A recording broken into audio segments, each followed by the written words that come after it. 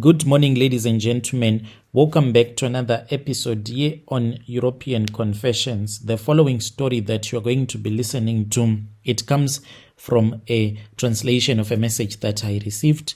Strange things indeed, they do happen in this world. The message, it reads like this. Hello, how are you? Can you please post my own story as hidden identity? I am a man who is currently staying here in South Africa and I am aged 56 years old. I am married to a South African woman, but how I got married to that South African woman, it is a long story. She is benefiting financially as well as having a caring husband, and I am also benefiting from her being a South African. So we helped each other, but it was because of my boss that she agreed to marry a foreign guy. I have a family now in South Africa and I have a family as well in Zim.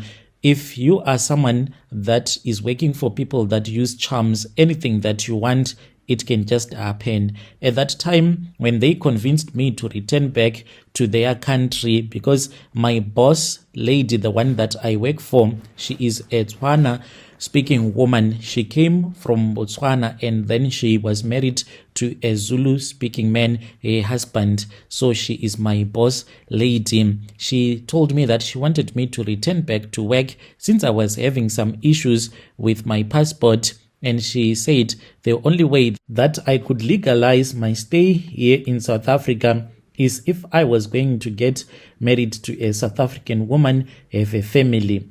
And I then spoke with my boss and I said, yes, boss, I hear you. Everything that you are saying, it is not bad. But you know very well that here in Zim, I have a wife. But they told me to just come and they were going to sort out everything. Strange things indeed, they happened on that day when they spoke with my wife. I knew that my wife was never going to agree for me to have a second wife, but to my surprise, she was very calm when she spoke with my boss lady, and she said, as long as the money is there, as long as everything will be done in a proper way, I do not mind. She said she was also going to benefit. She saw that she was going to benefit if her husband was going to get married to a South African woman. That is how I have a family here in South Africa. When I came to South Africa, it was a very long time ago, and then I started working for my boss lady. I was her first employee that she had. I came here looking for work, and then I found a job. She had a spaza shop, and I said, let me just work for this woman. Maybe tomorrow things are going to change. So I was very faithful working in her spaza shop, never stole from her, and she trusted me a lot. She showed me the way that I was supposed to work, and there were things that she made me to do that I did not understand. So from the very first day that I started working for this woman, she reminded me that there was one important rule that was much more important than selling in the spaza shops itself.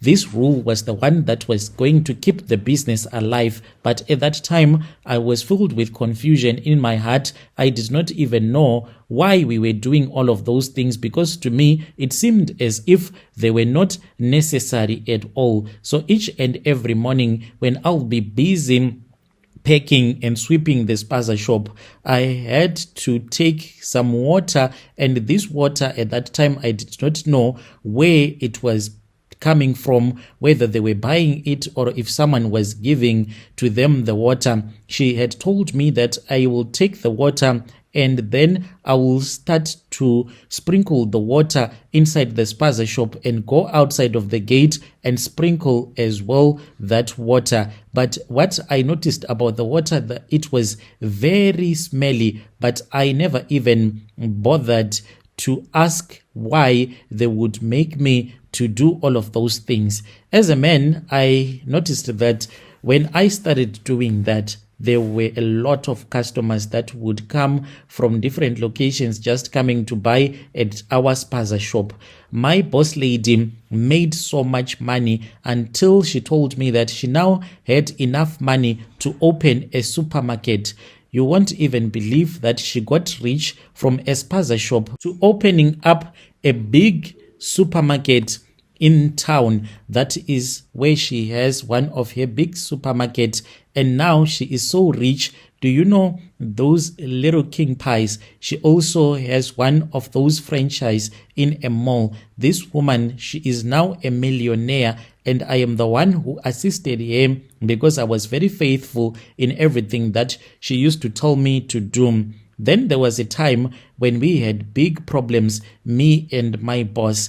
One day when I was now working as the manager of the supermarket, because I am the one who manage all of their businesses. All that they do is to sit and relax and enjoy their money that they make when they will be inside their mansions, whilst I'll be running around doing all the things that they sent me to do. Sometimes I can go to Botswana, where she says she was assisted by another traditional healer to get those charms, which I did not know at that time that these were the charms that attract customers to their shops and their businesses.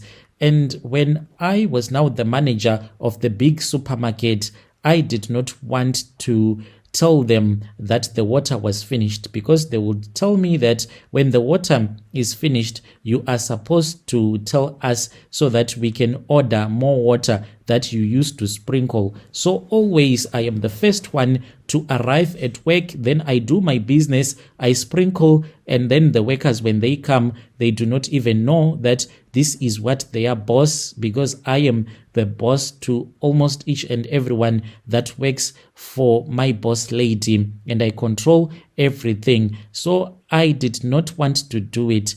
On that day, it was as if people had gone on strike. There was no one who even entered into our supermarket to buy. Later in the evening, when I went to speak with my boss and her husband, that was when they asked me what had happened at work. They were already waiting for me, as if they knew that I did not sprinkle the water. And then I told them that I did not sprinkle the water as they had told me. And that woman, she got so mad at me. She started insulting me, saying that I was too clever and I wanted to know too much, for it was my duty to sprinkle the water each and every day as they had instructed me to do. When I tried to explain myself that the water was finished, she got even more angrier, and she said, "Why didn't you tell us in time that the water is finished so that we can reorder more of this water?" Her husband was so mad at me.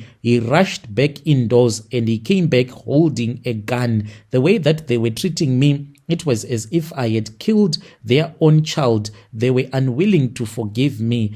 Anyway, then we continued working, but my brother, with everything that had happened, my boss and her husband showing me that they had a gun and they were willing to shoot me with that gun, it shocked me. And I then told them that I wanted to go to the border so that I can get my passport stamped. But in truth, I just wanted to run away. I did not want to return back to South Africa. When I was on the South African side at the border, about to leave South Africa for good, that was when I said, let me tell my boss that I am not coming back. My boss told me that it was not going to happen. They were going to make sure that I return back to South Africa, for they still wanted me to work for them. I thought that they were just joking. I crossed over into Beitbridge, and then I slept at one of my niece's place, who sells there by the taxi rank in Beitbridge. Early in the morning,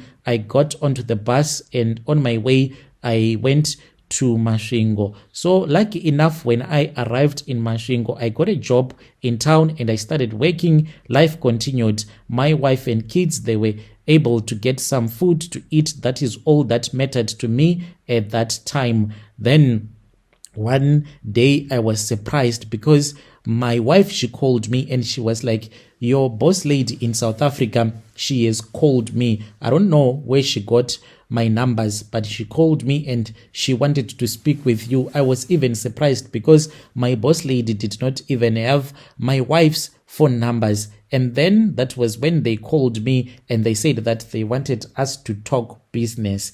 As we were talking, they told me that they wanted me to return back to South Africa. I said, boss, I cannot return back to South Africa. You know what happened. And in that moment, I was scared. I was thinking that maybe they thought that I had stolen their money from their supermarket and they just wanted me back in South Africa so that the husband can just shoot me. And I said, I am not returning back to South Africa. They did something that was quite strange, Brother Nashi. That is the same thing that they did to my wife, such that she ended up agreeing for me to have a polygamy marriage with a South African woman. So me and my wife, we were never legally married. We only got married using the African way. So on paper, it was like I did not have a wife, just a family. But this South African wife of mine, she is my legally wife that I married legally here in South Africa. But before all of these things, when I was refusing to come back to South Africa,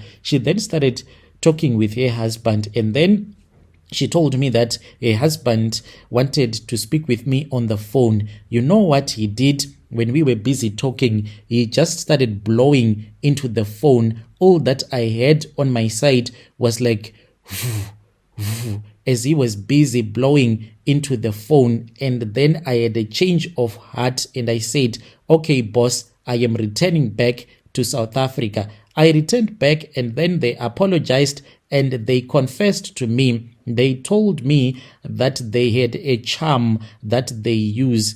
To this very day, they still refuse to tell me this water, what is it used for and how do they get it. But all that I do is I am sent to go and collect this water that we use to sprinkle at their several business premises so that a lot of people can come and buy from their businesses. I am the captain of their businesses. I do everything. They confessed to me that they use some charms that attract customers to their businesses. This woman, she is a multi-millionaire. They can go on a vacation and when they come back, everything will still be running so smoothly. They trust me very well.